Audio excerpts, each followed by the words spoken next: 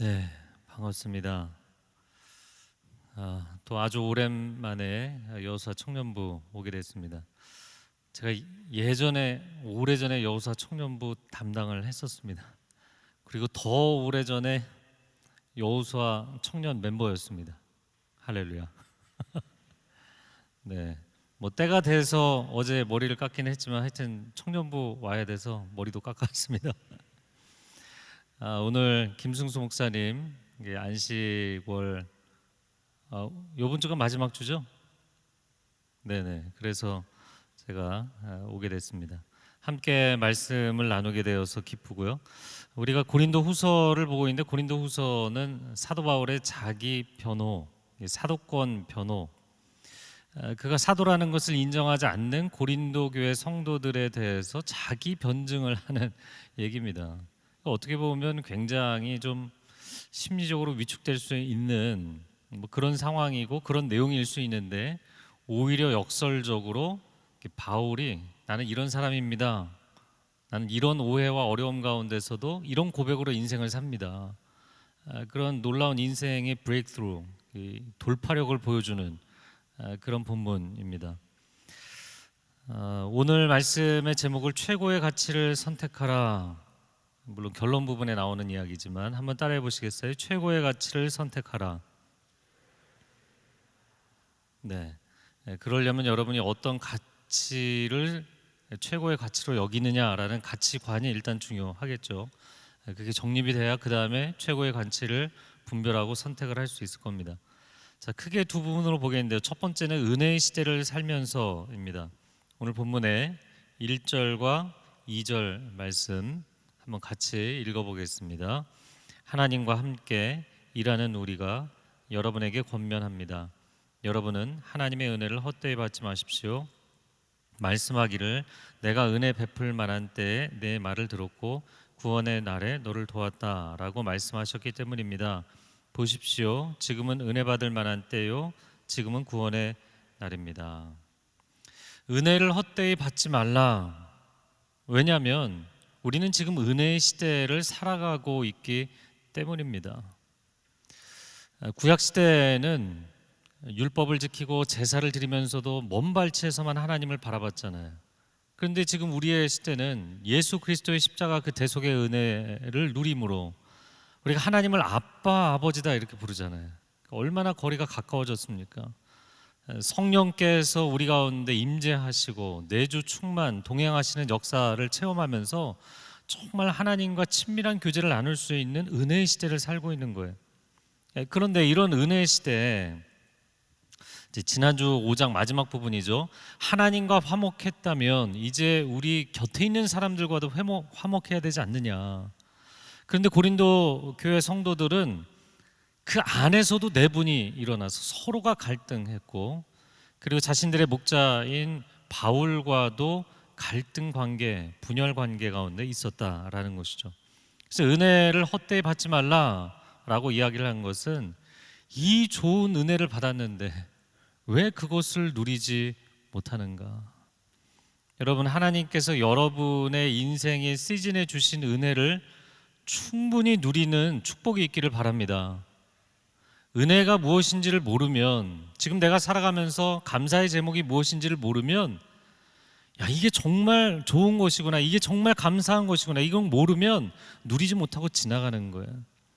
여러분이 누릴 수 있는 엄청난 권리, 특혜 이런 거 있는데 뭐 회사에서든 학교에서든 아니면 여러분에게 주어진 어떤 것이든 간에 그게 있는데 그걸 모르고 지나쳐버리는 경우 가끔 있잖아요, 삶에서. 그럼 기간 종료되고 나면 너무나 이제 허탈해지는 것이죠. 지금 우리는 엄청난 은혜를 누리는 시간을 살고 있다. 자, 시간이라는 것을 묵상해 보면 시간은 영원에 비해서 굉장히 작고 초라하고 허무해 보입니다. 전도서가 이야기를 하는 것이 허무하다 계속 그 얘기를 하는 거잖아요. 영혼의 관점에서 보면 시간이라는 게 너무나 허무해 보이죠. 현세주의는 그래서 반드시 허무주의로 가게 돼 있습니다. 그런데 시간을 누가 창조하셨나요? 어렵나요? 하나님이 창조하셨잖아요. 그럼 하나님이 우리에게 허무함을 느끼라고 시간을 주셨나요? 시간은 한편으로 보면 굉장히 허무해 보이지만 그러나 보석처럼 찬란하게 빛나는 하나님의 선물입니다. 두 가지 측면 때문인데요. 인생은 끊임없이 실수하고 실패합니다. 그렇잖아요. 엄청나게 많이 실수하고 실패합니다. 근데 하나님께서 내일의 태양이 또 떠오르게 해주시는 거예요. 내가 오늘 하루를 완전히 망쳤어요. 그런데 내일 또 변함없이 태양이 떠오르고 나에게 다시 24시간이라는 기회가 주어지는 거예요. 세컨드 찬스. 항상 또 다른 기회를 주시는 하나님. 할렐루야.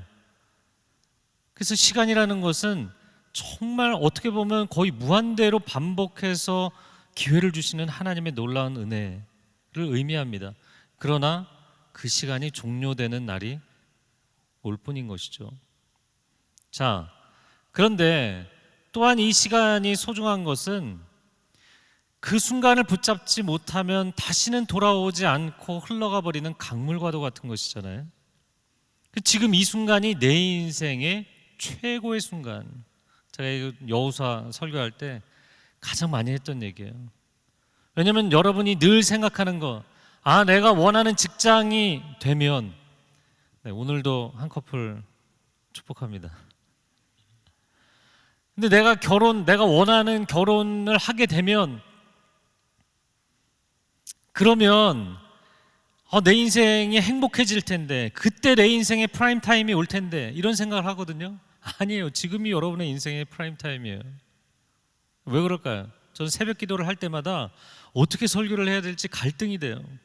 한쪽에서는 하나님, 저는 짝을 만나고 싶은데 왜 하나님 저에게 짝을 안 주시나요? 막 기도하고 있고요. 이쪽에서는 하나님 왜 저에게 이런 짝을 주셔갖고 제 인생을 이렇게 힘들게 만드시나요?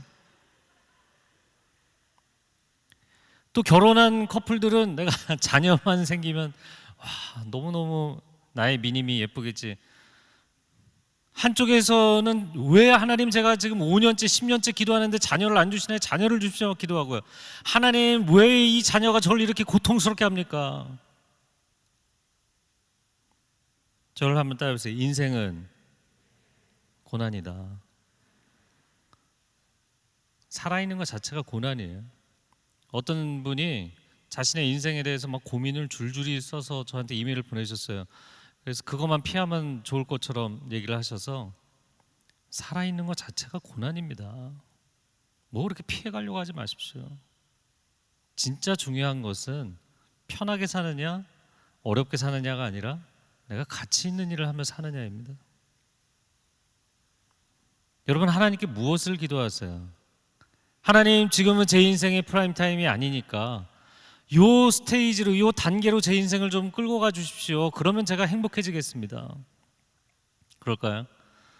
제가 이제 통독책을 쓰면서 성경을 또 여러 번 읽게 되는데, 여러분 출애굽기를 보면 이스라엘 백성들이 하나님께 도와달라고 했어요, 안 했어요? 부르짖었다 이렇게 돼 있잖아요. 하나님이 부르짖으니까 도와주셨다고요. 애굽에서 이끌어내셨다고요. 그랬더니 뭐라 그래요? 아니, 애굽이 힘들다는 거지 애굽을 포기하겠다는 건 아니라고요. 이런 거잖아요.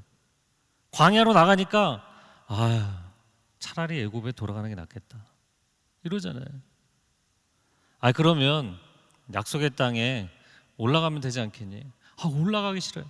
그래, 올라가기 싫으면 광야를 돌아. 아니, 그건 더 싫어요. 그러니까 내 인생의 지금이라는 상황, 지금이라는 시간이 주어졌는데, here and now, 지금 여기가 나의 인생의 최고의 기회인 것을 모르고, 아니요, 저는 이 세팅을 조금 바꿔줘 보세요. 아니요, 그것도 아니고 이렇게 바꿔보세요. 저렇게 바꿔보세요. 하나도 마음에 안 드는 거예요. 그냥 나라는 인생이 지금 굉장히 힘들다, 그걸 그냥 솔직하게 인정을 하세요. 하나님, 나의 인생이 이 상황을 벗어나기를 원하는 것이 아니라 이 상황을 뚫고 나갈 수 있는 힘을 주십시오. 할렐루야. 그러면 애굽에 있든 광야에 있든 약속의 땅에 들어가든 아무 상관없어요. 어디에 있든 하나님이 승리를 주실 줄로 믿습니다. 자, 사실 우리의 인생을 좁게 보면 지금은 팬데믹 기간이라 굉장히 힘든 시간을 보내고 있잖아요. 그런 거시적인 하나님 나라 관점에서 보면 우리는 정말 예수 그리스도의 그 십자가 은혜, 그리고 성령 강림의 놀라운 은혜를 누리는 시대를 살고 있는 것이죠. 이제 봄이 오고, 오늘 피켓 드신 분 보니까 벚꽃이 그려져 있더라고요. 벚꽃이 피고 그 절정의 블라썸, 풀 블라썸이라고 하죠. 완전히 만개하는 딱 그 타이밍이 있잖아요. 그 며칠 가장 아름다운 때. 그거 놓치면 못 보는 거죠. 그래서 인생이라는 것은 그냥 흘러가기 때문에 허무한 것이 아니라 그 순간을 붙잡는 것. 네. 까르페 디엠이라고 하죠. 그 시간을 잡아라. Take the time. 그 시간을 붙잡는 삶을 살아야 됩니다. 그래서 하나님께서 여러분에게 주신 매 순간을 가장 아름다운 순간으로, 가장 소중한 순간으로, 가장 복된 순간으로 살아가시는 축복이 있기를 바랍니다. 자, 이어지는 3절 말씀 한번 읽어보겠습니다. 시작. 우리는 무슨 일이든 아무에게도 거리낌이 되지 않으려고 합니다. 이는 우리의 섬기는 일이 비난을 받지 않게 하려는 것입니다. 자, 사도 바울이 이 좋은 은혜의 시기에 그럼 본인은 어떻게 사는가? 아무에게도 거리낌이 되지 않으려고 한다, 이런 표현을 썼어요. 이것을 만약에 현대인들이 읽으면 그렇게 생각할 것 같아요. 난 누구에게도 폐를 끼치는 인생이 되고 싶지 않다. 이게 좀 성격이 깔끔한 사람들 있잖아요. 약간 개인주의적이고 좀 관계의 거리를 항상 두는 뭐 그런 유형이라서 그런가요? 바울은 그런 유형이 아니었죠. 왜 이런 말을 했는가? 그리스도의 복음을 전하는 데 있어서 내가 걸림돌이 되기를 원하지 않는다, 이런 표현이에요. 걸림돌. 그래서 NIV 성경에서는 stumbling block, 사람이 가다가 이렇게 쿵 하고 넘어지는 그런 돌멩이가 되기를 원치 않는다라고 번역을 했어요. 오늘날 목회자가 비난을 받을 만한 일을 한다거나 아니면 교회들이 세상에 손가락질을 당하고 비난을 당한다면 그리스도의 복음을 증거하는 데 있어서 큰 장애를 일으키게 되는 거죠. 그래서 사도 바울이 일관되게 이 복음 사역을 하면서 자신은 복음을 증거하는 데 도움이 된다면 자신의 모든 것을 내려놓을 수 있다, 이런 마음이 있었어요. 그게 잘 표현되어 있는 것이 고린도전서 9장입니다. 9장 19절 같이 읽어보겠습니다. 내가 모든 사람에게서 자유로우나 스스로 모든 사람에게 종이 된 것은 더 많은 사람을 얻고자 함이라. 그래서 이어지는 설명이 율법 있는 자들에게는 율법 있는 자처럼, 율법이 없는 이방인들에게는 율법이 없는 자처럼. 여러분, 사도 바울이 거의 반평생을 유대주의의 바리새파의 최고 스승이었던 가말리엘의 문화에서 공부했던 사람이에요. 근데 예수 그리스도의 복음을 받아들이고 이방인 사도가 됐잖아요. 이방인들에게 율법 지키지 않아도 당신 구원받는다, 이거 얘기했잖아요. 이게 될 법한 얘기인가? 그러니까 자기 자신은 반평생을 율법으로 철저하게 훈련받은 사람인데 그거를 내려놓은 거예요. 이게 복음을 증거하는데 방해가 된다면 나는 과감하게 버리겠다. 복음의 본질을 전하는 데 있어서 자기를 변신하는 것, 자기를 내려놓는 것, 자기를 희생하는 것, 아무런 거리낌이 없었습니다. 이 선교 역사에서도 자주 이런 반대적인 잘못들이 일어났었어요. 오직 복음의 진리를 전해야 되는데 이 복음만 전해지는 것이 아니라 문화가 함께 전해지는 거죠. 그래서 어떤 교회는 이 주일날 예배 순서가 있잖아요. 주일날 예배 순서가 있는데 그 순서 하나를 바꾸는데 당회에서 몇 달을 논의를 하다 결국에는 못 바꿨다고 하더라고요. 근데 그 예배 순서, 우리가 보통 주일날 지키는 전통적인 교회 주일 예배 순서라는 것이 스코틀랜드 장로교회 예배 규범에서 나온 거거든요. 그거는 스코틀랜드 사람들의 문화적인 백그라운드를 갖고 있는 거예요. 우리는 우리의 문화로 하나님을 표현하는 게 중요한 겁니다. 젊은이들은 젊은이들의 문화로 하나님을 표현하는 게 중요한 겁니다. 하나님에 대한 사랑을 고백하는 것이. 제가 파푸아뉴기니에 오래전에 한 40여일 가서 선교사님들하고 원주민들하고 지낸 적이 있었어요. 근데 주일 예배를 드리면서 굉장히 감동을 받은 게 있습니다. 이 사람들이 전문적인 음악 교육을 받은 것도 없는데 너무나 이 소리가 하모니를 잘 이루는 거예요. 이 기계음을 듣지 않는 사람들이다 보니까 서로의 소리에 민감하잖아요. 그러니까 서로의 소리에 화음을 내는 법을 그냥 내추럴하게 그냥 배운 거예요. 그래서 그 수많은 사람들이 그냥 순식간에 화음을 내는데 와, 천상의 소리를 듣는 것 같은 그런 찬양이었어요. 근데 또 한 가지는 어떻게 보면 작은 거지만 굉장히 안타까운 부분이 있었어요. 아주 덥고 습한 곳이거든요. 그런데 주일날 안내위원하고 헌금위원으로 섬기는 마을 청년들이 나타나는데 보니까 정장 바지에 흰 와이셔츠를 입고 나타난 거예요. 엄청 덥거든요. 평상시에 이 반바지 하나 입고 우통도 벗고 다니는 사람들이. 여러분, 그것은 서양 문화에서 어떤 포멀한 경건을 표현할 때의 문화적 양식일 뿐인 거지 기독교 복음의 본질이 아닌 거잖아요. 그런데 그런 것을 문화적으로 전수했다는 거죠. 그게 아니라 그들 나름의 전통 복장을 입을 수도 있는 거잖아요. 아닌가요? 표현할 수 있는 문화적인 방법은 훨씬 다양한 것이죠. 자, 우리는 복음의 본질을 전해야 됩니다. 이 목회자들이나 사역자들도 이게 아주 중요합니다. 복음 뒤에 목회자나 사역자들이 그 복음의 십자가 뒤에 완전히 가려져야 돼요.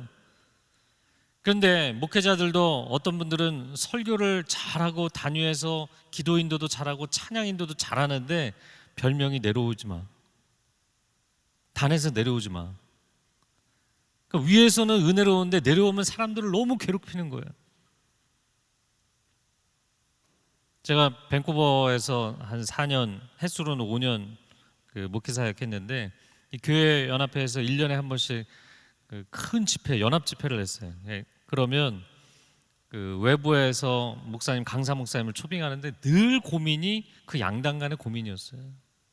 말씀을 예리하게 강력하게 전하시는 분들은 죄송하지만 내려오지 마이신 분들이 꽤 계셨고, 오셔서 참 이민교회 목회가 어렵거든요. 그러니까 목회자들 많이 격려해 주시고 이런 분들은 그냥 편안한 성격이신 만큼 그냥 또 편안하신 분들이 많았어요.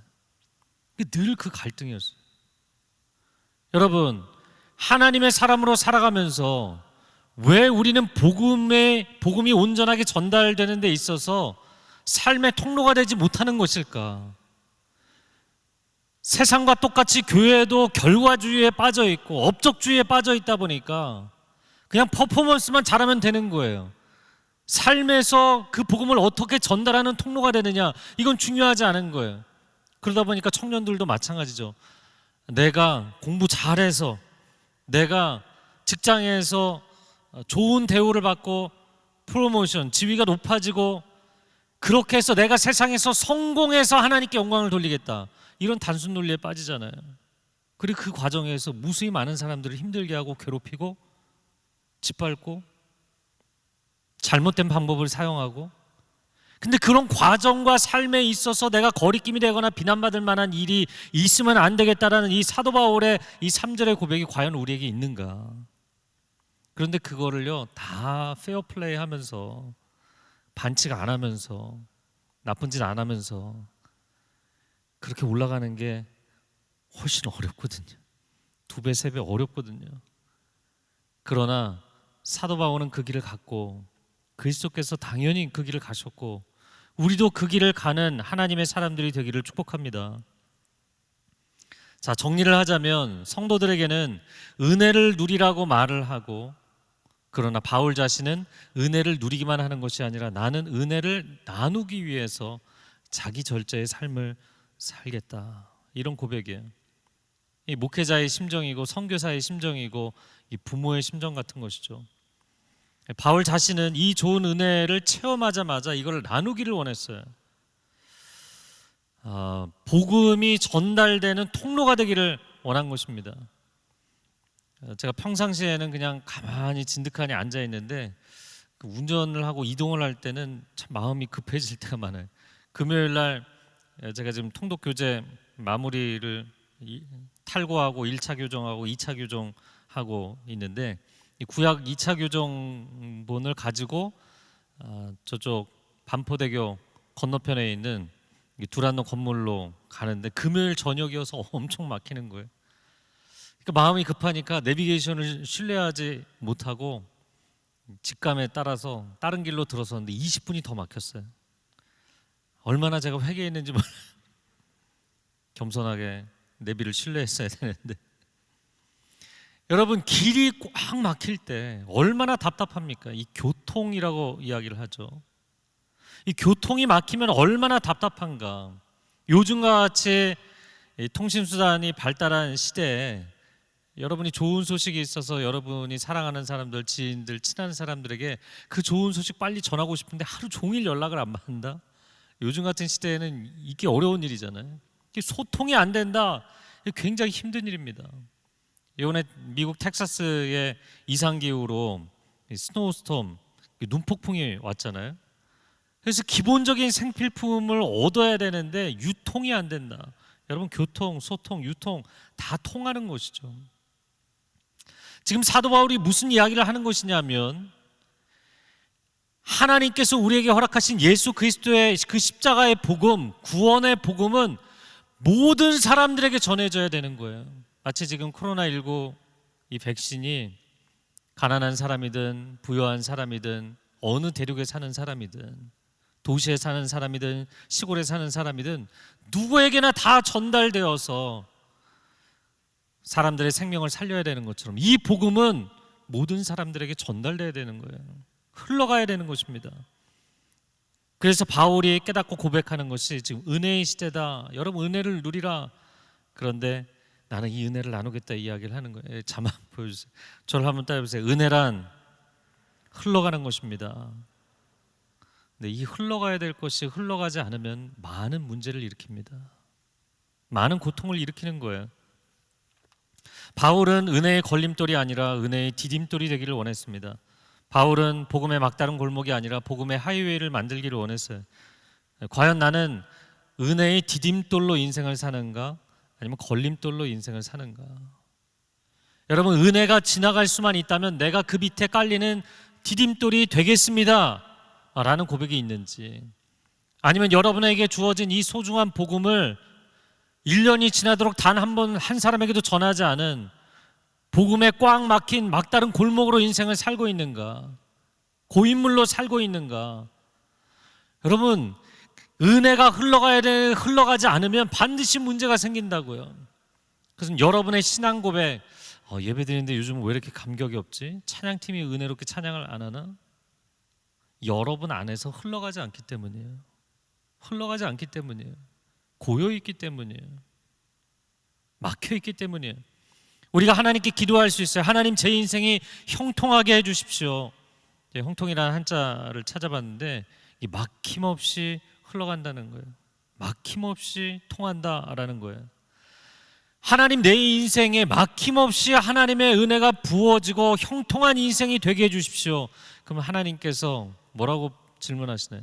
내가 너의 인생을 형통하게 해줘야 될 이유가 무엇이냐? 저를 통해서 아낌없이 또한 흘러갈 것이기 때문입니다. 이게 있어야 되는 거죠. 축복의 통로가 되는 것, 그것이 진짜 형통입니다. 만약에 나에게 하나님의 은혜가 부어지고 복이 주어졌는데 이게 흘러가지 않잖아요. 여기서 적체되잖아요. 그럼 영적인 동맥경화 현상이 나타나는 거예요. 이거 터지잖아요. 큰일 나게 돼 있어요. 큰 사고가 난다고요. 그러니까 오늘날 현대 크리스찬들이 많은 복을 누리고 엄청난 은혜 시대를 살고 있는데도 불구하고 이 은혜가 흘러가지 않으니까, 그러니까 우리 영혼이 속에서 잦아들고 속에서 죽어가고 있는 거예요. 창세기 39장을 보면 요셉이 종살이 옥살이 13년을 했는데 창세기 39장 상반부에도 하반부에도 뭐라고 얘기하나요? 그가 형통했다.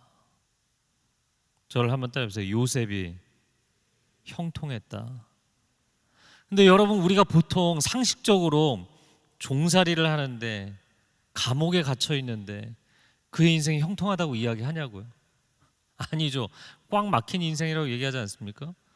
꽉 막혀 있는 거죠. 뭐 종이 어디를 도망가겠어요? 그냥 그 자리에 막다른 골목처럼 사는 거잖아요. 옥에 갇혀 있으면 그야말로 더 막다른 골목에 갇혀 있는 인생이잖아요. 그럼 하나님이 이야기하시는 형통함이라는 게 뭔가요? 요셉이 손대는 일마다 잘 되고 하나님의 복이 흘러가고 요셉이 만나는 사람들마다 잘 되고 요셉을 통해서 그 관계를 통해 흘러가는 거예요. 할렐루야. 그러므로 성경이 이야기하는 것은 세상의 기준과 관점과 다른 것입니다. 그러므로 여러분이 내가 사회에서 뭐 지위가 이렇게밖에 안 되는데, 내가 직장도 없는데, 내가 직장에서 이제 말단인데, 아니 내가 실적이 이거밖에 안 되는데 내가 무슨 하나님의 복의 통로가 되는가? 아니요. 그것은 여러분의 사회적인 지위나 배경과 아무런 상관이 없어요.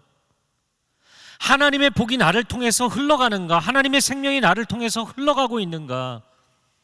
근데 여러분이 스스로 그것을 꿀꺽 삼키고 자제하고 나는 통로가 될 만한 상황이 아니야, 위치가 아니야 라고 스스로 자격지심을 가지고 영적으로 자기를 낙인 찍어버리면 통로가 되지 못하는 거예요. 막혀버리는 거예요.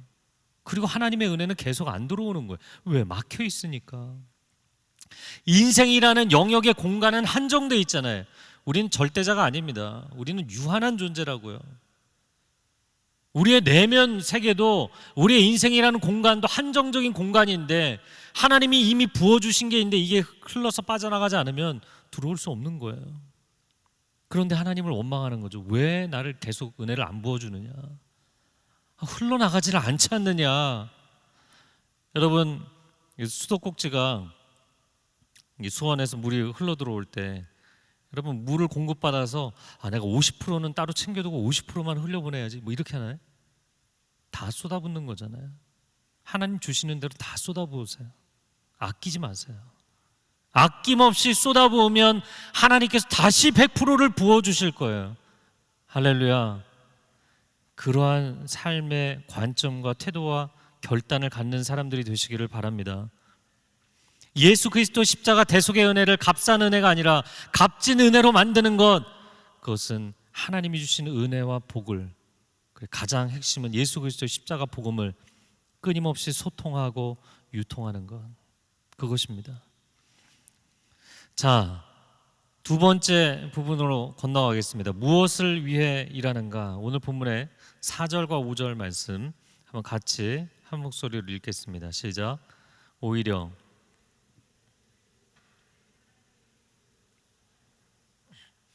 우리는 많은 인내와 환난과 궁핍과 곤란과 매맞음과 감옥에 갇히는 것과 난동과 수고와 자지 못함과 배고픔 가운데 하나님의 일꾼들로 지냅니다. 네, 하나님의 일꾼의 승리를 이야기하는 본문이에요. 그래서 사실 주일 낮 예배는 다 제목이 하나님의 일꾼의 승리라고 되어 있어요. 그럼 하나님의 일꾼의 승리, 그러면 그 설교 제목을 보고 소망을 갖게 되는 게 일꾼 때문일까요? 승리 때문일까요? 승리 때문이죠. 근데 승리의 전제 조건은 하나님의 일꾼이 되는 것이죠. 여러분, 축복의 통로라는 찬양을 많이 부르잖아요. 할렐루야. 근데 축복의 통로 굉장히 좋아하잖아요. 그게 축복 때문에 좋아할까요? 통로 때문에 좋아할까요? 축복 때문에 좋아하는 거잖아요. 통로가 돼야 축복이 계속 들어오는 것이죠. 너희는 먼저 그의 나라와 그의 의를 구하라. 그리하면 이 모든 것을 너희에게 더하시리라. 앞부분 때문에 좋으세요? 뒷부분 때문에 좋으세요? 모든 것을 더해 주신다 그러면 엄청 좋은 거죠. 근데 하나님의 나라와 하나님의 의를 먼저 삶의 우선순위, 가치관의 목록의 최상위에 둘 때, 그때 하나님이 공급하신다는 이야기죠. 여러분, 하나님의 일꾼으로 살아가기 때문에 하나님께서 그 사람 반드시 승리를 보장해 주신다. 할렐루야. 여러분이 그래서 기도할 때 이 포인트를 아셔야 돼. 하나님, 제 일을 좀 도와주세요. 내가 너의 일을 왜 도와줘야 되니? 하나님, 그래도 제가 하나님의 사람이잖아요. 이게 본인이 기도하면서 영적으로 당위성을 느끼지 못하게 돼 있어요. 그런데 하나님, 제 삶을 하나님께 드립니다. 제가 하나님의 영광을 위해서 이 일을 하고, 이 일은 정말 하나님의 일로 고백하면 제가 합니다. 그렇게 자기를 던지잖아요. 자신의 삶을 드리면 그 일이 내 비즈니스가 아니고 하나님의 일이 되는 순간 하나님의 일이기 때문에 하나님이 책임지시게 돼 있어요. 그래서 기도하는 관점 자체를 바꾸셔야 돼요.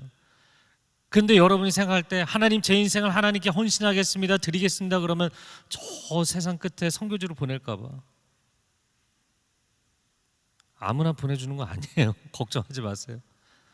그리고 제가 뭐 인생에 어떤 것도 감당하겠습니다 그러면 욥처럼 고난받을까 봐. 두려워하지 마세요. 욥은 아무나 하는 게 아니에요. 아무나 시켜주지 않아요. 그래서 우리가 하나님 앞에 기도할 때 과감하게 자신의 인생을 하나님 앞에 드리고 구별하면 그 다음에 이게 하나님 것이기 때문에 하나님 소속이고 하나님의 일이기 때문에 하나님이 친히 책임지실 줄로 믿습니다. 그런데 하나님의 일꾼으로 일하다 보니까 어려움이 많더라는 거죠. 4절과 5절에 총 10가지가 나오는데 그 10가지를 보통은 성경학자들은 많은 인내를 전체를 표현하는 표현 제목으로 봅니다. 많이 인내할 것들이 있는데, 그리고 3가지씩을 얘기했어요. 환난과 궁핍과 곤란, 이게 첫 번째입니다. 하나님의 일을 하다 보면 반드시 영적인 역풍이 있게 돼 있고 환난을 겪게 돼 있어요. 그런데 그것을 내가 해결할 만한 자원이 궁핍한 거예요. 그러니까 마음이 곤란해지는 건. 그래서 외적으로 주어지는 일반적인 어려움 3가지를 처음에 이야기를 했고요. 그리고 두 번째는 5절에 건너가 보면 이 매맞음과 감옥에 갇히는 것과 난동이다. 태형, 또 투옥, 난동. 그러니까 첫 번째는 영적인 어려움이고 상황적인 어려움이었다면 두 번째는 당신이 하나님의 일꾼으로 결단하는 순간 반드시 대적자들이 일어날 것이다. 당신을 싫어하고 미워하고 모함하고 괴롭히는 사람들이 나타날 거라는 거예요. 실제로. 3번째는 수고와 불면과 허기짐입니다. 그런데 이 3번째는 누가 시켜서 당하는 어려움이 아니라 자기 스스로 주의 일꾼으로 결단하고서 스스로 만들어내는 어려움이에요. 이게 사도 바울이 그러니까 굉장히 스스로 수고를 많이 했던 사람이잖아요. 누가 그에게 뭐 밤새 집회하라고 얘기 안 했잖아요. 근데 밤새 강론하다가 얼마나 늦게까지 강론을 했는지 3층 난간에 앉아있던 청년 유두고가 난간에서 떨어지잖아요. 그러니까 애가 죽을 뻔했다고. 아니 실제로 죽었는데 기도해서 살려냈죠. 그리고는 또 새벽까지 강론했다 이렇게 돼 있어요. 그 정도면 각성하고 그만하셔야 되는데 또 끝까지 새벽까지 집회를 하셨어요. 또 밤새 수고하며 일을 했습니다. 텐트 메이커로 장막 만드는 일을 해서 스스로 사역비를 충당하며 고생을 했어요. 잠을 못 자고 밥을 못 먹고 그렇게 사역하는 일들이 사도 바울에게 허다했다. 그래서 한마디로 표현하자면 이제 사서 고생한다 이렇게 표현을 해야 될 것 같아요. 그래서 뭐 저는 이 사도 바울은 뭐 발끝도 뭐 못 가지만 저도 좀 약간 스스로 사서 고생하는 타입의 사람이에요. 저는 지난 1년 팬데믹 기간 동안 이 골방에서 계속 성경 보고 성경 연구하고, 제가 통독 사역을 한 14년 동안 했는데 이 통독 책을 쓰라는 마음을 주셔서 통독 책을 썼거든요. 책 제목이 뭘까요? 보라 통독입니다. 보라. 그래서 오늘 특송을 보라 그러시는데 제가 얼마나 은혜를 받았는지 몰라요.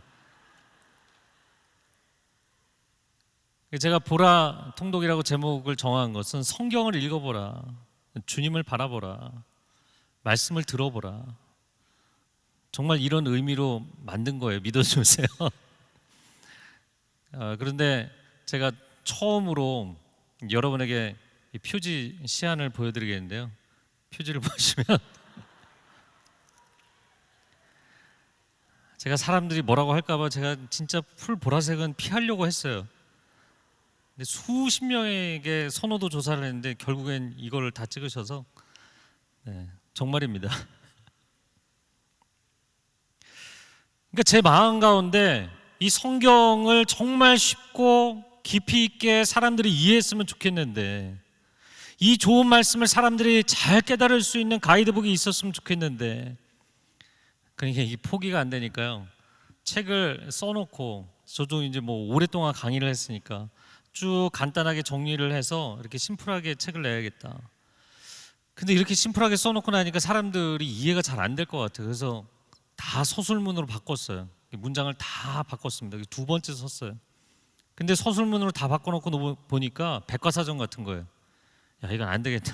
그래서 다시 또 주제별, 영역별로 박스로 만들어서 다시 정리를 했어요. 이게 3번 썼습니다. 요즘 교정 또 1교정, 2교정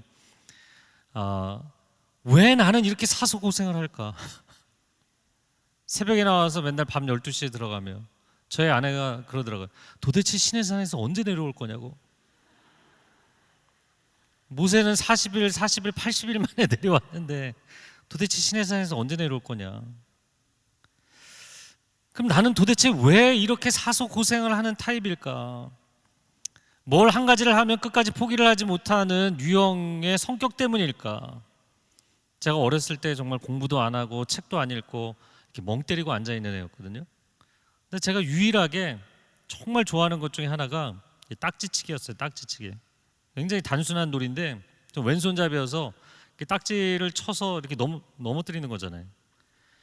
근데 이게 도저히 내가 들고 있는 딱지로 이 두꺼운 딱지가 넘어갈 수 없는 불가능이어도 그걸 1시간째 치고 있는 거예요.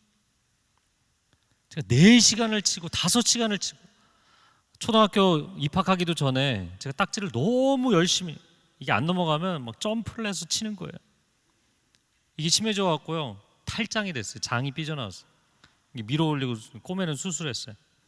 근데 제가 왼손잡이니까 왼손으로 하다가 이쪽이 장이 탈이 나니까 어떻게 돼요? 오른손으로 치기 시작했어요. 오른쪽도 탈장이 됐어요. 다 꼬맸어요. 그리고 계속 쳤어요. 제가 저희 2 아들을 보면서 재밌다고 생각하는 게 저희 큰아이는 이제 대학에 들어갔고 둘째 초등학생 때입니다. 요즘은 딱지가 이게 모양이 바뀌었더라고요. 고무로 나오더라고요. 고무로. 그거를 모아갖고 한쪽 구석에서 치고 있는데 엄마가 너무 한심하니까 이제 한숨이 나오는 거예요. 왜 그러냐? 벌써 4시간째 치고 있다. 근데 제가 이렇게 유심히 보니까 초등학교 2학년 3학년 때 이렇게 A팀, B팀 2패로 나눠서 자기가 대사까지 치면서 치더라고요.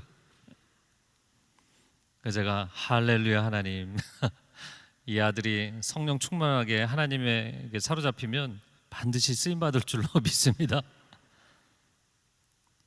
제가 뭐 하나에 꽂히면 포기를 못하는 기질이 있거든요. 내 기질 때문에 그런가. 물론 하나님이 내 기질 때문에 쓰시는 것도 있지만, 2번째는 일에 매달리는 일 중독 때문인가. 근데 제 마음 가운데 분명한 한 가지 고백이 무엇이냐면, 제가 지난 주일에는 주일 낮 예배 때 간증을 했는데요. 저는 굉장히 심한 우울질의 우울증이었어요. 자살 충동이 아주 심했고, 그래서 우울질인 사람들, 우울증인 사람들은 제가 충분히 그 마음을 공감합니다. 그렇게 우울한 인생을 살다가 제가 성경을 통독하며 예수 그리스도를 인격적으로 만났거든요. 놀라운 하나님의 은혜를 체험하고 내 안에 정말 저 밑바닥에 있는, 영혼의 밑바닥에 있는 그 구정물들이 다 쏟아져 나오고 토해내고 완전히 새로운 사람이 됐어요. 할렐루야. 그래서 저는 이 생명의 말씀을 전해서 절망에 빠져 있는 사람들, 소망을 주고 죽어가는 사람들을 살려내야 된다는 이 평생의 책임감이 있거든요. 그 사명감 때문이에요. 여러분, 사람은 정말 가치 있는 일을 하면 불굴의 의지가 생기게 돼 있어요. 어떤 분들이 이렇게 반문할지 몰라요. 아니, 목사님, 그렇게 가치 있는 일이 아니어도 세상의 물질, 세상의 명예, 권력 이런 거를 위해서도 불굴의 의지로 사람들이 일하던데요. 네, 맞는 현상입니다. 그런데 그들이 그런 세속적 가치를 추구하다 보면 어느 순간 허무해지게 돼 있어요. 왜냐하면 절대적 가치가 아닌 상대적인 가치를 위해서 목숨을 걸고, 여러분, 사람의 영혼이 세상 모든 것을 합쳐도 더 가치 있는 것이거든요. 그래서 온 세상을 다 주어도 살 수 없는 한 영혼이라고 표현하는 겁니다. 이게 성경적 표현이에요. 여러분이 기분 좋으라고 하는 표현이 아니라고요. 한 영혼 때문에 온 세상을 만드신 하나님이시잖아요. 그러니까 나보다 열등한 가치를 위해서 내 영혼을 팔고 내 인생을 쏟아부으면 반드시 그 인생은 허무해지게 돼 있어요.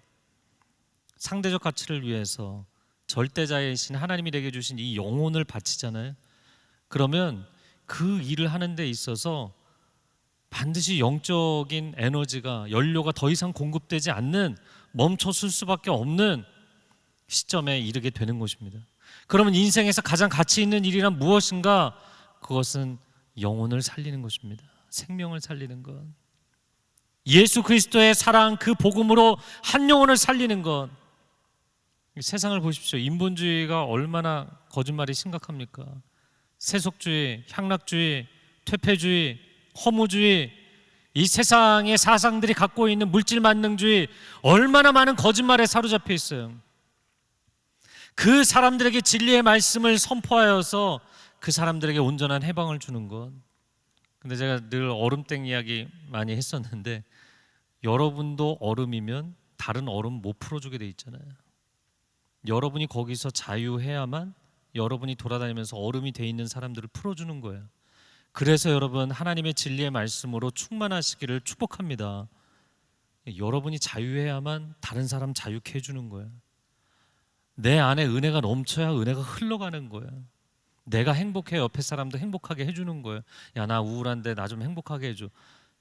아니요, 크리스찬은 내 행복이 그 사람에게 흘러가고 나의 자유가 그 사람에게 흘러가는 통로가 되어야 될 줄로 믿습니다. 절망에 빠진 사람들 소망의 복음을, 죽어있는 영혼을 살리고 잃어버린 영혼을 되찾는 것, 하나님이 보좌에서 일어나서, 스바냐서에 보면 하나님께서 우리를 너무나 사랑하셔서 기쁨의 노래를 부르신다 이렇게 되어 있잖아요. 근데 원어상으로는 하나님이 보좌에서 일어나 덩실덩실 춤을 추신다, 빙글빙글 도시며 춤을 추신다라는 표현이에요. 하나님이 보좌에서 일어나 춤을 추시며 노래를 부르실 만큼 가장 기뻐하시는 일, 하나님을 가장 영화롭게 하는 일, 그 생명을 살리는 것입니다. 왜?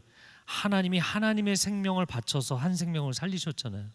그러니까 하나님이 보실 때 가장 가치 있는 건 생명 살리는 거예요. 그러면 여러분은 가치 있는 삶을 살고 있는가? 과연 여러분은 가치 있는 삶을 살고 있는가? 가치 있는 삶을 추구하고 있는가? 이거는 여러분이 어떤 가치관을 갖고 있느냐가 중요하죠. 여러분의 가치를 높이기 위해서 내가 돈 많이 벌어서 좋은 학력을 쌓아서 좋은 경력을 쌓아서 나를 가치 있는 존재로 만들려고 애를 쓰고 계십니까? 연봉을 많이 받는 직장을 구해서 내가 사람들과의 경쟁에서 이겨서 높은 지위에 올라서 여러분의 가치가 올라간다고 생각하십니까? 물론 그것도 여러 가지 가치들 중에 하나인 건 맞아요. 그러나 그것은 본질이 아닌 것이죠. 우리의 인생의 본질, 우리의 영혼의 본질은 무엇이냐면 당신이 무엇을 꿈꾸고 있는가? 여러분의 인생의 비전이 무엇인가? 여러분이 살아가는 존재하는 이유가 무엇인가? 거기에 달려있는 거예요. 이걸 또 다른 말로 표현하면 하나님이 위로부터 주시는 사명입니다.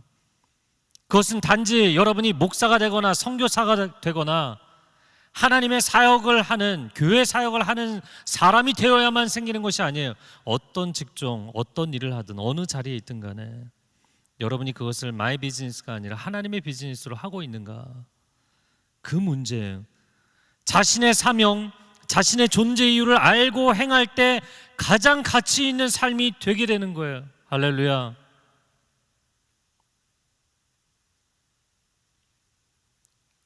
저는 우울증으로 태어났고 텍스트에 관심이 없었지만 어느 날 텍스트에 눈을 열어주셨고, 그리고 이걸 하는 게 저의 평생의 소명이라는 걸 알게 됐어요. 그래서 목숨 걸고 하는 거예요. 낮이나 밤이나 하는 것입니다. 여러분, 여러분의 사명을 발견하셨습니까? 자, 이어지는 6절과 7절 말씀에 같이 읽어볼까요? 또한 우리는 순결함과 지식과 오래 참음과 친절함과 성령과 거짓 없는 사랑과 진리의 말씀과 하나님의 능력으로 일합니다. 또 우리는 오른손과 왼손에 의의 무기를 들고 있습니다. 자, 많은 어려움을 열거를 했어요. 그리고 나서 또다시 반대편에 9가지 하나님이 내게 공급해 주시는 것을 설명한 것입니다.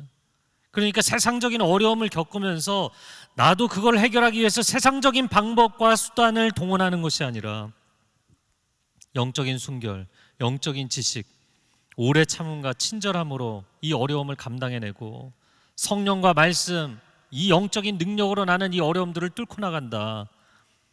그래서 결국에 영혼 구원의 놀라운 승리의 결과를 낳게 된 것이죠. 이 바울을 보면요, 우리가 깨닫게 되는 건 4절과 5절, 6절과 7절 이 한가운데 지금 바울이 서 있잖아요. 여러분이 어느 자리에서든 어떤 직종에서든 내가 하나님의 사람으로 살겠다 딱 결단하고 하나님의 비즈니스를 하는 것이다, 하나님 나라를 세우는 것이다, 이 비전과 목표를 분명하게 세우는 순간 이렇게 쫙 갈라지게 돼 있어요. 애매하지 않습니다. 쫙 갈라지게 돼 있어요. 이 두 가지를 쉽게 표현한다면 세상의 공격과 하나님의 공급입니다. 자막을 보여주시면 세상의 공격과 하나님의 공급이에요. 쉽게 기억하시겠죠? 공격과 공급 이 두 가지가 명확해진다고요. 그런데 여러분 생각해 보세요. 나는 그렇게 영적인 공격도 안 받는 것 같고 그렇다고 하나님의 공급을 경험하는 것도 아닌 것 같다. 왜 그럴까요?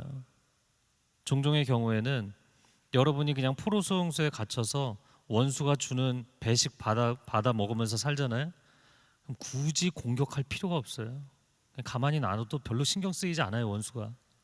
근데 여러분이 딱 결단하고 다윗처럼 일어나서 적진에서 싸우잖아요. 가만두면 안 되거든요. 사도 바울처럼 결단하고 목숨 걸고 사역하잖아요. 가만두면 안 되거든요. 집중 타겟이 되는 겁니다. 영적인 공격을 경험하게 돼 있어요.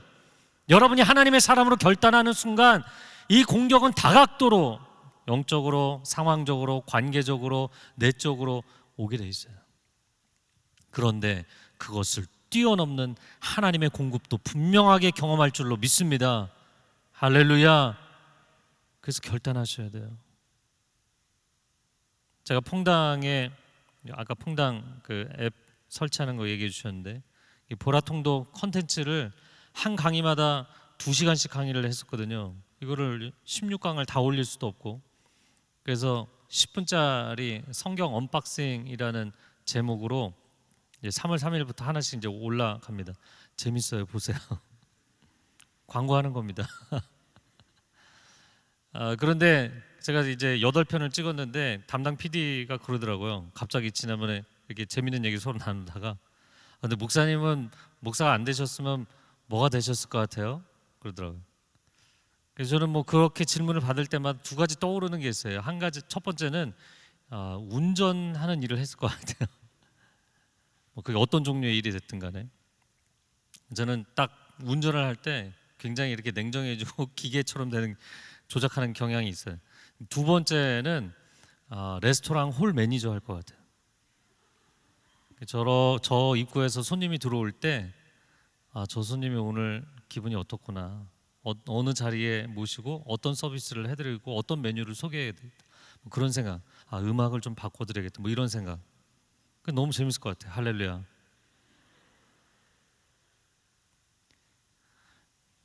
제가 이런 얘기를 왜 하냐면 여러분 무슨 일을 하든 여러분이 어떤 일을 하든 간에 내가 그 일을 하나님의 일로 할 때 여러분이 하나님의 일을 감당하면 반드시 하나님의 능력을 공급해 주셔서 감당하게 하실 줄로 믿습니다. 하나님이 반드시 채워주세요. 저를 한번 따라해보세요. 부르심에 순종하면 기름 부으심을 주십니다. 네, 이것도 외우고 싶죠. 그래서 콜링을 따라가면 어노인팅을 경험하게 돼 있어요. 왜냐면 그분의 프로젝트에 나를 부르신 거잖아요. 그러니까 당연히 그분이 공급해 주시는 거죠. 그래서 내가 하나님의 사람으로 명확하게 살겠다. 그러면 영적으로요, 쨍하니 양쪽으로 쫙 갈라집니다. 영적 공격 아주 분명해지고요, 하나님의 공급 아주 분명해집니다. 그러다 보니까 이 사도 바울이 극단적인 삶, 양극단 가운데 살아가는 삶을 살게 된 거예요. 그래서 그만큼 놀라운 승리를 체험한 것입니다. 저는 저와 여러분이 하나님 나라의 대표 선수로 살아가게 되기를 축복합니다. 여러분 하나님 나라의 대표 선수로 살기를 원하십니까? 이건 아멘 노멘이 아니고요, 예스 노로 대답을 하셔야 돼요. 자, 8절 말씀, 8절 첫 번째 문장을 읽어볼게요. 시작. 영광과 모욕, 비난과 칭찬을 동시에 겪으며 일합니다. 여러분이 하나님 나라의 대표 주자가 되는 순간 영욕, 비난과 칭찬, 이 양극단을 항상 경험할 것입니다. 대충 살지 않고 타협하며 살지 않고 분명하게 내가 하나님의 영광을 위해 살겠다. 그러면 이 두 가지를 동시에 경험하게 돼 있어요. 제가 욥기를 강의할 때도 많이 얘기했던 건데요. 욥이 하나님 나라의 대표 주자로 사단의 테스트를 통과하는 삶을 살았잖아요. 그러니까 욥의 인생이 하나님 나라의 대표 선수가 되는 순간, 여러분 국가대표 선수가 되는 게 뭐 모든 종목 선수들의 소망이긴 하지만 어떻게 되나요? 한 경기 정말 승리를 거두면 엄청난 칭찬을 하지만 한 경기 지면 비난 세례가 쏟아지는 거죠. 그 하나님 나라 대표가 되는 거예요. 그래서 여러분이 정말 사도 바울처럼, 다윗처럼, 에스더처럼, 드보라처럼 하나님 나라의 대표 주자로 살겠다 이 결단하시면 여러분 자신을 내려놓으셔야 돼요. 박수를 받아도 들뜨지 않고 욕을 먹어도 낙심하지 않는, 나는 죽고 내 안에 그리스도만 사시는데 내가 칭찬을 받든 내가 손가락질을 당하든 상관이 없는 거예요. 하나님 나라의 대표가 되는 순간 영광과 모욕이 함께 오게 되어 있습니다. 그러나 그것을 뛰어넘는 반전의 승리를 체험하게 해주실 줄로 믿습니다. 자, 그래서 8절 우리가 첫 번째 문장 봤는데 두 번째 문장부터 9절 10절 이어서 같이 읽겠습니다. 시작. 우리는 속이는 사람 같으나 진실하고 무명한 사람 같으나 유명하고 죽은 사람 같으나 보십시오 살아 있습니다. 우리가 징벌을 받는 사람 같으나 죽임을 당하지 않고 근심하는 사람 같으나 항상 기뻐하고 가난한 사람 같으나 많은 사람을 부유하게 합니다. 아무것도 없는 사람 같으나 모든 것을 가진 사람입니다. 자, 여러분 성경을 보시면 사도 바울이 진짜 사도도 아니면서 너희를 속이는 거야 이렇게 모함을 받았거든요. 우리는 속이는 사람이라고 비난받고 있지만 사실 우리는 진실합니다. 저 외적인 자랑을 하고는 있는 유대 거짓 교사들이 볼 때 우리는 무명한 사람 같지만 하나님이 우리의 이름을 아시기 때문에 우리는 유명한 사람들입니다. 이 정도 괴롭혔으면 죽었겠지. 아니요, 우리는 살아 있습니다. 우리가 징벌을 받는다고 조롱하는 사람들이 있지만 우리는 죽임을 당하지 않았습니다. 우리가 여러분 때문에, 교회들 때문에 얼마나 근심이 많은지 모릅니다. 그러나 항상 성령 안에서 기뻐합니다. 자비량으로 사역하고 교회를 힘들게 하지 않겠다고 하느라 우리가 늘 경제적으로 가난하지만 우리는 예수 그리스도의 복음으로 많은 사람을 부욕해 하는 사람들입니다. 우리는 아무것도 가지고 있지 않지만 하나님이 모든 것을 공급해 주십니다. 할렐루야. 여러분의 인생에 모순이 많죠. 기도하면서 늘 느끼는 게 그거잖아요. 나 소중한 사람인데 하나님 왜 이렇게 저한테, 하나님 저한테 약속해 주신 게 있는데 상황은 전혀 안 그렇습니다. 인생의 모순을 역설의 반전으로 바꿀 수 있는 힘이 뭔가요? 하나님의 일을 하겠다고 결단하시는 거예요. 언제까지 내가 하나님 저 아시잖아요, 저 좀 도와주세요, 제 일 좀 잘 되게 해주세요, 제 인생 좀 열어주세요, 이걸로 어떻게 하나님 감동시키겠어요? 결단하세요. 그냥 저쪽 사이드로 넘어가는 거예요. 하늘에 속한 사람, 하나님의 사람으로 살아가세요. 늘 열심히 살고 있는데 늘 부족하고 늘 하나님께 매달리고 그러면서 또 실망하고 이 한계를 뛰어넘지 못하고 그만 포기할까 타협할까, 여러분 주저앉지 마시기 바랍니다. 인생은 쉬운 일과 어려운 일 사이의 선택이 아니라 가치 있는 일과 가치 없는 일 사이의 선택이에요. 뭘 두려워하십니까? 한 번 사는 거잖아요. 한 번의 인생이잖아요.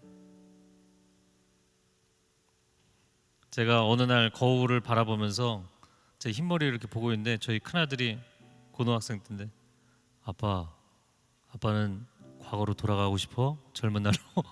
그러시더라고요. 우리 아드님이 그러셔서 내가 주님을 위해서 얼마나 열심히 살았는데 난 돌아갈 생각이 없다. 늙어도 좋고 머리 휘어져도 좋고 떠날 날이 가까워도 좋다. 난 계속 달려갈 거다. 여러분 단 한 번뿐인 인생을 뭘 그렇게 세상 사람들하고 똑같이 살고 싶어 하세요? 세상 사람들이 가진 거 나도 한번 가져봐서 그걸로 하나님께 영광이 되겠다. 똑같이 기도 제목 갖고 있는 수많은 사람들의 기도. 근데 그 많은 기도를 드려도 오늘날 교회가 왜 계속해서 세상에 손가락질을 당합니까? 목숨을 건 다윗 같은 사람들, 바울 같은 사람들이 나와야 되고, 에스더 같은 사람들, 드보라 같은 사람들이 나와야 되는 겁니다. 완전히 다른 인생을 사는 사람들이 나와야 되는 거예요. 그냥 어설프게 헌신하는 거 말고요. 결단하세요. 팬데믹 기간에 여러분 오히려 이게 어려울 것 같지만 전 주변에 정말 놀라운 성도님들 많이 봅니다. 이 기간에 전도를 더 많이 하는 분들이 있더라고요.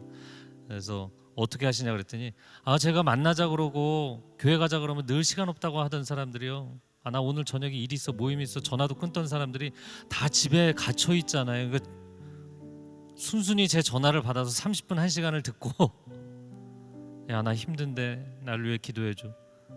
더 많은 사람들을 전도하더라고요. 이 팬데믹 기간에 기도 모임을 결성해서 하루에 1시간씩 기도 모임을 하는, 다 집에 앉아 있으니까 성경 통독 모임을 하고. 여러분, 팬데믹이라서 안 될 것 같습니까? 세상이 지금 교회를 미워하니까 안 될 것 같습니까? 하나님의 사람으로 결단하면 뜻이 있는 곳에 길이 있잖아요. 하나님께서 반드시 여러분을 이 장벽을 뛰어넘는 공급을 허락하실 줄로 믿습니다. 이 시간 기도합니다. 기도할 때 여러분 가슴에 손을 얹으시겠어요? 나는 도대체 하나님께 어떤 가치를 달라고 기도하고 있는가? 나는 한 번뿐인 인생, 다시 돌아오지 않는 이 20대, 30대, 40대 내 인생의 프라임 타임을 살아가면서 내 인생의 시간, 가장 건강한 때 나의 건강, 나의 생명을 뭐에 쏟아붓고 있는가? 뭐를 위해 살고 계세요? 하나님, 내가 최고의 가치를 위해 살겠습니다. 내가 하나님을 위해 살겠습니다. 나를 통해서 내가 어떠한 일을 하든 간에 그 일을 통해서 하나님이 영광 받으시고 한 생명을 살릴 수 있는 사람으로 살게 하여 주옵소서. 그런 분들은 다른 분 신경 쓰지 마시고 자리에서 일어나 주시면 좋겠습니다. 여러분의 결단과 고백을 하나님 받으실 겁니다. 한 손은 가슴에 얹고 한 손은 하늘을 향하여 들고 여러분의 중심의 고백으로 하나님 앞에 고백하십시오. 하나님, 이 길이 영적인 많은 공격을, 더 거센 공격을 당할지라도 그것을 뛰어넘는 하나님의 공급하심과 기름 부으심과 도우심을 체험하는 사도 바울과 같은 길이 되게 하여 주시옵소서. 주여 한번 외치고 함께 기도합니다. 주여, 오 하나님, 하나님의 백성들을 붙잡아 주시옵소서. 거룩한 인생이 되게 하여 주옵소서. 구별된 인생이 되게 하여 주옵소서. 타협함이 없는 인생이 되게 하여 주옵소서. 세상 사람들이 볼 때 너무나 극단적이라고 이야기할지 모릅니다. 우리의 삶을 이해할 수 없다고 평가할지 모릅니다. 그렇게까지 살 필요가 없다고 이야기할지 모릅니다. 하나님, 그러나 나는 단 한 번뿐인 나의 생명과 시간, 다시 돌아오지 않는 이 시간을 하나님을 위해서 쓰겠습니다. 하나님 나라를 위해서 쓰겠습니다. 하나님, 하나님의 영광을 위해서 나를 사용하여 주옵소서. 하나님의 거룩하심을 위해 나를 사용하여 주옵소서. 하나님의 영광을 위해 나를 사용하여 주옵소서. 거룩한 기름 부으심이 임하게 하여 주옵소서. 두려움을 넘어서게 될지어다. 환경의 장벽을 넘어설지어다. 하나님의 영광을 바라보며 나아갈지어다. 거룩한 하나님의 삶으로 살아갈 때 하나님, 사단을 두려워하지 아니하고 오히려 사단을 두렵게 만드는 능력의 하나님의 종들이 되게 하여 주옵소서. 오 하나님, 역사하여 주시옵소서. 한 번 더 기도할 때 여러분, 사단에게 공격당할까봐 두려워하지 마십시오. 다윗이 골리앗 앞에서 피하지 않았어요. 10대 소년이 난 죽으면 죽겠다, 내가 하나님의 영광을 타협하는 일은 없다, 나는 지금 내 인생이 꽃을 피워보지는 못하고 떠날지라도 난 하나님의 영광을 포기하는 타협을 하지 않겠다. 하나님, 그러면 그 기도에 다윗을 데려가시나요? 아니요. 그 다윗의 고백이 하나님 나라를 위한 것이기 때문에 그를 지키시기 위해서 골리앗을 쓰러뜨리시는 거예요. 사단의 공격, 사단과 싸우는 거 두려워하지 마십시오. 여러분이 다윗처럼, 에스더처럼, 바울처럼 결단할 때 여러분으로 인하여, 여러분의 존재감으로 인하여 사단이 두려워 떨게 되기를 축복합니다. 원수와 어둠의 세력이 하나님의 임재하심이 나를 통해 흘러갈 때 나의 가정에서, 나의 일터에서, 이 교회 공동체에서, 이 시대 가운데 어둠의 그림자들이 떠나갈지어다. 하나님의 영광이 나타날지어다. 빛으로 임하여 주시옵소서. 두 손을 들고 주여 삼창어 기도합니다. 주여, 우리는 무명하나 유명한 자요, 죽음의 위기 속에도 참 생명 가졌고 근심하나 기뻐하며 가난하나 다른 일을 부욕해 하는 자로다. 사랑하는 주님, 우리 인생의 하나님의 그 부르심에 따라 거룩한 삶이 될 수 있도록 역사하여 주시옵소서. 바울의 부르심에 하나님 수많은 믿음의 선조들을 불러가시는 그 하나님의 선한 이끄심을 따라서 하나님 오늘도 믿음의 고백을 드리며 주께로 나아갑니다. 그 사명의 길을 걸어갈 때 찾아오는 고난과 하나님 수많은 능력 속에서도 우리가 하나님 안에서 믿음의 눈을 들고 하나님 믿음을 고백하며 나아갈 수 있도록 하나님 인도하여 주시옵소서. 우리가 무명한 자 같으나 오히려 하나님 안에서 발견된 자요 유명한 자임을 하나님 우리가 믿음으로 고백하게 하여 주시옵소서. 모든 것을 잃은 자 같지만 하나님 안에서 모든 것을 가진 자로 고백하며 주 앞에 나아갈 수 있도록 하나님 우리를 인도하여 주시옵소서. 현실의 고난에 하나님 우리가 함몰되지 않게 하여 주시고 오직 눈을 들어 열린 하늘문을 통하여서 그 하나님의 부르심을 바라보며 하나님의 그 비전을 의지하며 나아갈 수 있도록 하나님 우리를 인도하여 주시옵소서. 은혜 받을 만한 이때 그 구원의 때를 하나님 우리가 놓치지 않게 하여 주시고 나의 인생의 최고의 순간, 하나님 영광스러운 순간, 하나님 은혜로운 순간이 오늘 이 순간임을 기억하며 하나님 이 시간과 이 때를 붙들고 주 앞에 나아갈 수 있는 하나님의 사람들이 될 수 있도록 역사하여 주시옵소서. 우리 한 번 더 기도하겠습니다. 기도하실 때 하나님, 사도 바울이 고백했던 것처럼 하나님 지금 이 순간이 하나님 안에서 은혜의 때요, 하나님 구원받을 날임을 하나님 우리로 하여금 알게 하여 주시옵소서. 하나님 현실의 고난과 어려움 속에서 하나님 우리가 일상에 함몰되어서 하나님의 은혜를 바라보지 못하는 인생이 아니라 오히려 그 일상과 고난 너머 가운데 존재하시는 그 하나님의 부르심과 그 하나님의 비전을 바라보며 나아갈 수 있는 거룩한 인생이 될 수 있도록 역사하여 주시옵소서. 나의 인간적인 연약함에 함몰되지 않게 하여 주시고 오직 위로부터 내려오는 하나님의 능력을 바라보며 나아갈 수 있는 그 권능을 의지하며 나아갈 수 있는 하나님 우리 모두가 될 수 있도록 역사하여 주시옵소서. 이 시간 우리 마지막으로 주여 간절히 선포하며 기도하며 나아갑시다. 주여,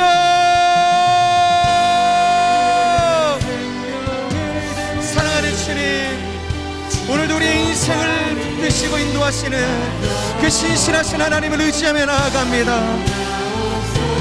하나님 영광과 하나님 모욕과 비난과 칭찬을 동시에 겪으면서 일하는 하나님 우리의 인생의 모든 부르심의 여정 가운데에서도 우리가 비난에 우리의 마음이 움츠러들지 않게 하여 주시고 하나님 그 모욕 가운데 우리의 마음이 낙심하지 않게 하여 주시고 오늘도 우리를 향하여서 하나님의 충성된 종으로 하나님의 자녀로 하나님 품어주시는 그 하나님 아버지의 음성을 신뢰하며 나아갈 수 있도록 역사하여 주시옵소서. 그 영광을 의지하며 나아갑니다. 오늘 우리 가운데 베푸신 그 구원의 그 감격을 바라보며 나아갑니다. 하나님의 은혜를 구하며 나아갑니다. 하나님 우리를 인도하여 주시옵소서. 고난의 모든 순간 속에서 하나님 그 마음이 낙심되어지고 절망하는 자들이 있지만 하나님 오히려 그런 순간 하나님 고난의 순간을 지나갈 때에도 마음이 유연해지고 하나님 안에서 다시 한번 마음을 돌이키고 주 앞에 헌신하며 나아가는 하나님 믿음의 사람들이 있음을 우리가 믿음으로 고백합니다. 예레미야와 같이 하나님의 말씀을 담대하게 선포할 때 찾아오는 하나님의 그 수많은 고난 속에서도 하나님 사도 바울과 같이 하나님 이중적 모순된 인생 속에서도 하나님 우리가 이 믿음의 끈을 놓지 않고 하나님 그 부르심에 하나님 그 소망을 두고 나아갈 수 있는 하나님 우리의 인생이 될 수 있도록 역사하여 주시옵소서. 그렇게 함께 하실 주님을 찬양합니다. 주님께 모든 영광 올려드립니다. 감사합니다. 오 주님 찬양합니다. 사랑하는 주님, 우리 모든 인생을 사도 바울과 같이 하나님의 종으로, 하나님의 일꾼으로 부르시는 그 신실하신 주님을 우리가 찬양합니다. 하나님, 모순되어지는 현실의 순간 속에서도 하나님, 우리가 이 고난에 함몰되지 않고 하나님, 우리의 마음이 낙심하거나 절망하지 않게 하여 주시고 오히려 모든 것 너머에 존재하시는 그 하나님을 향하여서 우리의 믿음의 시선을 두게 하여 주시고, 이 열린 하늘문을 통하여서 오늘도 우리 가운데 말씀하시고 크신 권능과 능력으로 역사하시는, 우리를 이끄시는 그 임마누엘의 하나님을 향하여서 우리의 인생을 드리며 나아갈 수 있는 이곳에 있는 모든 하나님의 사람들이 될 수 있도록 역사하여 주시옵소서. 하나님의 고난의 순간을 우리가 넉넉히 돌파하며 그곳에 하나님의 축복의 통로로, 구원의 통로로, 은혜의 통로로 살아날 수 있도록 하나님 우리를 인도하여 주시옵소서. 사도 바울과 같이, 예레미야와 같이 하나님 의연하게, 넉넉하게 기쁨으로 그 모든 시간을 주님 앞에 올려드릴 수 있는 우리의 인생이 되게 하여 주시옵소서. 그렇게 우리와 함께 하실 주님을 찬양합니다. 사랑하는 예수님의 이름으로 기도합니다. 아멘. 우리 기도를 받으신 주님 앞에 우리 감사의 박수 올려드립시다. 아멘.